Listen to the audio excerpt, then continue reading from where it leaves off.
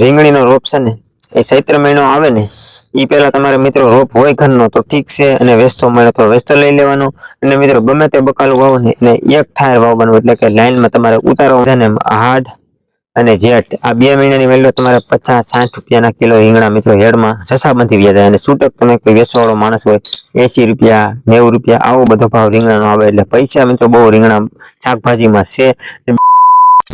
જય માતાજી ખેડૂત મિત્રો તથા પશુપાલન મિત્રો, કેમ છો? બધા મજામાં જશો, કેમ કે આપણા વિડીયો તો બધા મજામાં જોયો. અને ખેડૂત મિત્રો અને પશુપાલન મિત્રો ચેનલને હજી સુધી સબસ્ક્રાઇબ ન કરી હોય તો સબસ્ક્રાઇબ કરી નાખજો, અને સાથે સાથે બે લાઇકન ઓન કરી નાખજો. બે લાઇકન ઓન કરવાનો ફાયદો મિત્રો એ છે કે તમને મારા વિડીયોની બધાના પહેલા નોટિફિકેશન મળે અને લાઈનમાં તમને જોવા મળે. એના માટે તો આટલું કામ કરી નાખજો.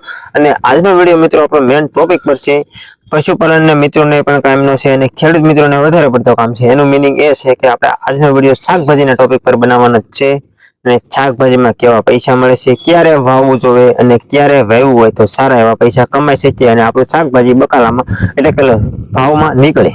તો મિત્રો ઉનાળાની શાકભાજીની આપણે વાત કરવાની છે, અને વાનગી પ્રમાણે વાનગી હું તમને સમજાવવાનો છું. વિડીયો અંત સુધી જોજો, કટ કરાવીને ના તો તમને બધું સમજાઈ જશે. અને મિત્રો ઓનું વર્ષ તો વહી ગયું છે. હવે પોર તમારે કોઈને વાવવું હોય તો તમને અત્યાર દીની હું માહિતી આપી દઉં છું, એટલે તમારે કોઈ જાતની ઉપાધિ રહી નહીં. હજી તો મિત્રો ઘણી વાર છે. તો મિત્રો મેન વાત હું તમને પેલા ભાવની વાત કરી દઉં તો તમે બધાને શાકભાજી લેવા જતા જશો, એટલે બધાને જાજા ભાગને ખબર હશે. અમુક જગ્યાએ ન જતા હોય તો એને નહીં ખબર હોય, બાકી તો 75% શાકભાજી લેવા જાય એને ખબર હોય ક્યારે ભાવ આવે. તો હું તમને મારા અંદાજ પ્રમાણે ભાવની વાત કરું મિત્રો, તો ભાવ આપણે અહાડ મહિનો આવે છે. શ્રાવણની પહેલા એક મહિનો અહાડ, જેઠ અહાડ. તો મિત્રો જેઠ અને અહાડ આ 2 મહિના એવા છે મિત્રો, આમાં તમારે શાકભાજીમાં દુનિયાના પૈસા તમે કહો ને તો 1 મહિનાની મિલમાં લાખ 1.5 લાખ રૂપિયા ખાલી શાકભાજીના બનાવે ને વીઘાના શાકભાજીમાં તો પણ બની શકે. આ 2 મહિના એવા છે વર્ષની મિલ પર, આ 2 મહિનાની મિલ પર બહુ શાકભાજીના ભાવ આવે મારા અંદાજ પ્રમાણે અને તમારા અંદાજ પ્રમાણે હતી, એટલે તમને બધાને ખબર છે. તો તમને બધાને એ ખબર નહીં કે ક્યારે વાવ્યું હોય તો આ 2 મહિનામાં નીકળે. તો આપણે મિત્રો વાત જ એ કરવાની છે કે આ ટાણે વાવ્યું હોય તો નીકળે. તો મિત્રો આપણે ચૈત્ર મહિનો આવે કે આપણો ને ચૈત્ર મહિનો આવી જાય એટલે ચૈત્ર મહિનાના મિત્રો 7-8 દિવસ જવા દેવાના. 7-8 દિવસ જવા દઈને પછી તમારા મિત્રો પડું તમારે ચૈત્ર મહિનો આવું છે તૈયાર કરી નાખવાનું, અને 7-8 દિવસ જાય એટલે તમારે શાકભાજી વાવવાની શરૂઆત કરી દેવાની. એટલે ચૈત્ર 1 અને વૈશાખ 2 ને મિત્રો 2 મહિનાની મેલમાં તમારું શાકભાજી શરૂઆત થઈ જાય. અને વૈશાખ પછી જેઠ ને આઠ તમે 2 મહિનાની મેલમાં આરામથી પૈસા કમાઈ શકશો. અને ઈ તમે પછી કાઢી નાખશો શાકભાજી. એમ થાય કે હવે ભાવ તૂટી જાય એટલે શાકભાજી કાઢી તમે એમાં મિત્રો ડુંગળી છે, માંડવી છે, માંડવી તો નહીં મિત્રો પણ અમેરિકાની મકાઈ છે, આ ગમે તે વસ્તુ તમે આખતરું પણ એમાં વાવી શકશો. એટલે તમારે બે ફાયદા છે. તો મિત્રો તમને એ વાત કરું તો હવે હું રીંગણીની જ વાત કરું તો તમારે મિત્રો રીંગણીનો રોપ છે ને એ ચૈત્ર મહિનો આવે ને એ પેલા તમારે મિત્રો રોપ હોય ઘરનો તો ઠીક છે, અને વેચતો મળે તો વેચતો લઈ લેવાનો. અને મિત્રો ગમે તે બકાલું વાવો ને એને એક ઠાયર વાવવાનું, એટલે કે લાઈનમાં તમારે ઉતારવામાં ફાયદો થાય. અને બીજી વાત એ કે ઉતારવામાં ફાયદો થાય અને તમારે એને વાવતી વખતે ખાસ ધ્યાન રાખવાનું કે તમારી પાસે રોપ છે મિત્રો રીંગણીનો ન હોય તો તમારે મિત્રો એમાં ખાસ યાદ રાખવાનું, ફાગણ મહિનો મિત્રો આવે એવા તમારે રોપ ઉતારી નાખવાનો. 1 મહિનાનો રોપ થઈ જાય રીંગણીમાં રસ હોય તો રીંગણીનો રોપ ઉતારીને અને ચૈત્ર મહિનામાં વાવી દેશો એટલે તમારે 2 મહિનાની મેલમાં મિત્રો રીંગણા બહુ સરસ આવવા મળશે. અને પછી એમાં ડોક્યુમેન્ટ જે રોગ આવે એ બધી મિત્રો તમારે દવા છાંટવાની, અને પછી તમે છાંટો. અને તમે જો આ વિડીયોમાં સારો એવો સપોર્ટ કરશો અને કોમેન્ટ કરશો તો હું તમને દવાની પણ આગળ માહિતી આપતો રહીશ. તો મિત્રો તમારે વાવી દેવાનું ચૈત્ર મહિનામાં.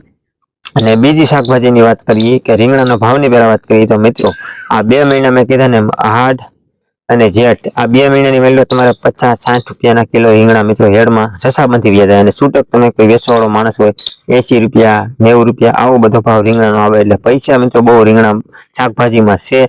બીજી મકાઈની વાત કરું તો મિત્રો સોળી છે, તો સોળીને મિત્રો વાવી દેવી જોઈએ, અને ગવાર પણ વાવી દેવા. આ બધું મિત્રો હું નામ બોલું ને એ તમારે ચૈત્ર મહિના વાવી દેવું છે. દૂધી છે, ખીચોડા છે, ઘણી બધી મિત્રો શાકભાજીની વાનગી છે. એમાંથી તમને જે મનપસંદ હોય, થોડો ઘણો અનુભવ હોય એ પ્રમાણે તમે વાવશો. ને આ મહિનામાં વાવશો એ ખેડૂત મિત્રોને હું ગેરંટી સાથે કહું છું કે લાખો રૂપિયા 1 મહિનાની મેલમાં કામ છે વીઘાના શાકભાજીમાં.